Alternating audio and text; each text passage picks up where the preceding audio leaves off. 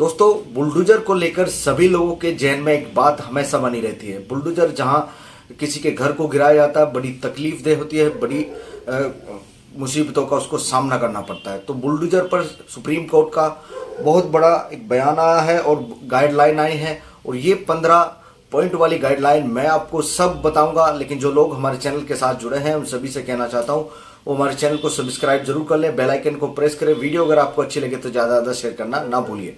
तो दोस्तों, supreme court की तरफ से इतना अच्छा फैसला आया है, पूरे देश को इस फैसले का स्वागत करना चाहिए और पूरे देश के लोग इस बात को लेकर खुश भी होंगे कि उनका घर गिराया जाता है। जब एक आदमी मुजरिम होता है तो पूरे परिवार को सजा क्यों मिलती है?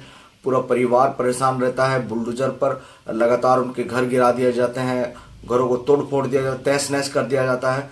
तो उसी बारे में आज सुप्रीम कोर्ट का एक बहुत बड़ा बयान आया है। अब मैं आपको सुनाने से पहले जो लोग हमारे चैनल के साथ नए जुड़े हैं उन सभी से कहना चाहता हूँ हमारे चैनल को सब्सक्राइब जरूर कर ले, बेल आइकन को प्रेस करें। वीडियो अगर आपको अच्छी लगे तो ज़्यादा शेयर करना ना भूलिए। सुप्रीम कोर्ट ने आज सुबह ही सुबह एक इतना बड़ा फैसला दिया गया, बुलडोजर से जो कार्रवाई की जा रही वो हमेशा असंवैधानिक है। अदालत ने कहा कि किसी व्यक्ति का घर केवल इसलिए नहीं गिराया जा सकती उस पर कोई आरोप लगाया गया है। अदालत ने कहा आरोपों पर फैसला न्यायपालिका का काम है, न्यायपालिका कार्यपालिका का नहीं। बहुत बड़ी बात कही है सुप्रीम कोर्ट ने।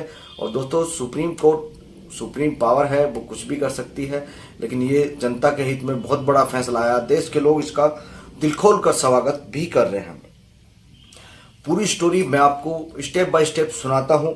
सुप्रीम कोर्ट ने बुधवार को बुलडोजर न्याय पर बड़ा फैसला सुनाया। सुप्रीम कोर्ट ने बुलडोजर से लोगों के घर गिराए जाने को असंवैधानिक बताया है। अदालत ने कहा कि यदि कार्यपालिका किसी व्यक्ति का मकान केवल इस आधार पर गिरा देती है कि वे अभियुक्त है तो ये कानून के शासन का उल्लंघन है। सुप्रीम कोर्ट ने कहा कि यहां तक कि गंभीर अपराधों के आरोपी और दोषी के खिलाफ भी बुलडोजर की कार्रवाई बिना नियम का पालन किए नहीं की जा सकती। कोर्ट ने कहा कि कानून का शासन नागरिकों के अधिकार, प्राकृतिक न्याय का सिद्धांत आवश्यक शर्त है। अगर किसी संपत्ति को केवल इसलिए ध्वस्त कर दिया जाता है कि व्यक्ति पर आरोप लगाया है तो ये पूरी तरह से असंवैधानिक है। ये बहुत बड़ी बात सुप्रीम कोर्ट ने आज सुबह कही है। और बुलडोजर पर सुप्रीम कोर्ट क्यों सख्त हुई, किन बातों को लेकर सख्त हुई, वो भी मैं आपको बता देता हूं। किसी एक की गलती की सजा पूरे परिवार को नहीं दी जा सकती। आरोपी एक तो पूरे परिवार को सजा क्यों? गलत तरीके से घर तोड़ने पर जिसका घर तोड़ा गया है उसको मुआवजा मिलना चाहिए। सत्ता का दुरुपयोग बर्दाश्त नहीं किया जाएगा। बुलडोजर एक्शन पक्षपात पूर्ण नहीं हो सकता है।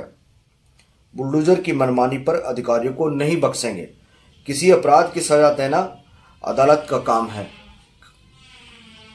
बिना फैसले के किसी को भी दोषी ना माना जाए। रजिस्टर्ड कोर्ट से नोटिस भेजे 15 दिन का उसे समय दिया जाना चाहिए। और सुप्रीम कोर्ट ने और क्या क्या बातें कही वो भी मैं आपको आज सुनकर बता देता हूं।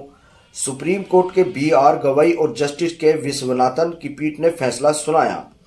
अपने फैसले में जस्टिस गवई ने कहा कि किसी का घर उसकी उम्मीद होती है, हर किसी का सपना होता है कि उसका आश्रय कभी ना छीने। हमारे सामने सवाल यह है कि कार्यपालिका किसी ऐसे व्यक्ति का आश्रय छीन सकती है जिस पर अपराध का आरोप है। अदालत ने कहा कि किसी आरोपी का घर इसलिए नहीं गिराया जा सकता क्योंकि उस पर किसी का अपराध का आरोप है। उन्होंने कहा कि आरोपों पर सच्चाई का फैसला सिर्फ न्यायपालिका ही करेगी। ये शासन का काम नहीं है, सिर्फ न्यायपालिका ही करेगी। ये बहुत बड़ी बात सुप्रीम कोर्ट ने आज कही। अदालत ने कहा कि कानून का शासन लोकतांत्रिक शासन का मूल आधार है।